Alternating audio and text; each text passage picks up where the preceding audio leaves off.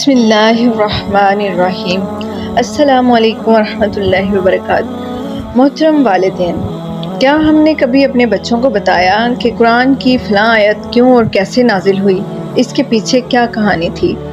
کبھی نبیوں کے قصے بتائے؟ کبھی بتایا کہ حضرت ایوب علیہ السلام نے کن حالات میں ہمت سے صبر کیا تھا؟ حضرت یوسف علیہ السلام نے کیسے فراست اور یقین سے رب کا ہاتھ تھامے رکھا؟ حضرت ابراہیم علیہ السلام کیوں رب کے فیورٹ فرینڈ تھے اور کیوں اتنی قربانیاں دے کر بھی کبھی کوئی شکوہ نہ کیا؟ حضرت یونس علیہ السلام کیسے مچھلی کے پیٹ سے نکلے تھے؟ قوم لوط علیہ السلام کس جرم کی پاداش میں اتنے عظیم عذاب کی حقدار ٹھہری؟ حضرت نوح علیہ السلام کی 900 سالہ ثابت قدمی کا کیا نتیجہ نکلا تھا؟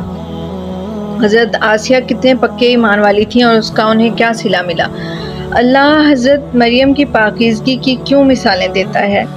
دنیا جہان کی کتابیں تو ہمارے بچوں کے بک شیلف میں سجی ہیں، مگر کس کس کے بچے نے پوری قصص الانبیاء پڑھی ہوئی ہے؟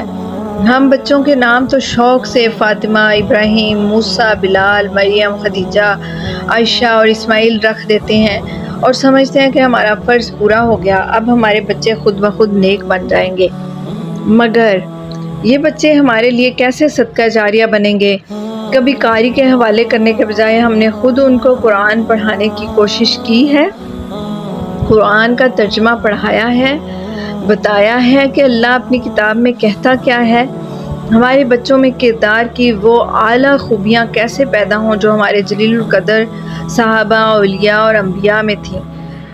حضرت ابوبکر صدیق رضی اللہ عنہ کی نرم دلی، سخاوت، وفا شعری اور وفاداری، حضرت عمر فاروق رضی اللہ عنہ کی اعلیٰ کرداری اور عدل و انصاف، حضرت عثمان غنی رضی اللہ عنہ کا شرم و حیا، ایثار اور غنا، حضرت علی رضی اللہ عنہ کی جرأت، رشد اور فراست، سیف اللہ حضرت خالد بن ولید رضی اللہ عنہ جیسی جری اور زیرک جرنیل کی دلیری، حضرت خدیجہ رضی اللہ عنہا کی وفاداری اور خدمت گزاری، حضرت بلال رضی اللہ عنہ کی قربانیاں اور ثابت قدمی، حضرت فاطمہ رضی اللہ عنہا کا اپنے والد کے لیے پیار اور ادب و احترام، محمد بن قاسم اور صلاح الدین ایوبی رحمۃ اللہ علیہ کی جرأت مندی اور بہادری، حضرت انس رضی اللہ عنہ اور حضرت عائشہ رضی اللہ عنہا کی علم سے محبت، کتنے ہی ان گنت نام اور ہیں۔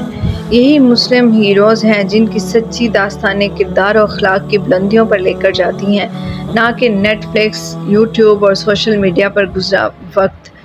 اس سے پہلے کہ سوشل میڈیا اور موبائل فون کا یہ فتنہ ہماری نسلوں کو لے ڈوبے، ابھی بھی وقت ہے۔ اس سے مکمل نجات تو شاید اب ممکن نہیں، مگر اس سوشل میڈیا ہی کا مثبت استعمال خود بھی کریں اور بچوں سے بھی کروائیں۔